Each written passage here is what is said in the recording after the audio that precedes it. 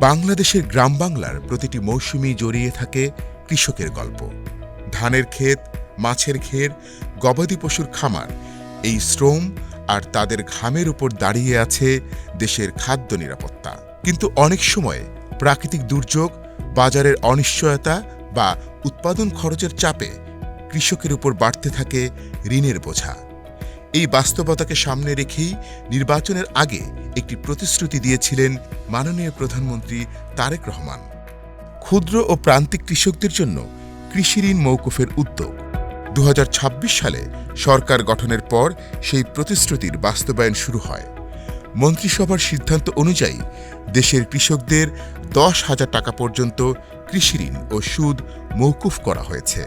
ঋণের সুবিধা পাচ্ছেন দেশের প্রায় ১২ লাখ কৃষক। কারণ কৃষক শক্তিশালী হলে শক্তিশালী হয় দেশের কৃষি।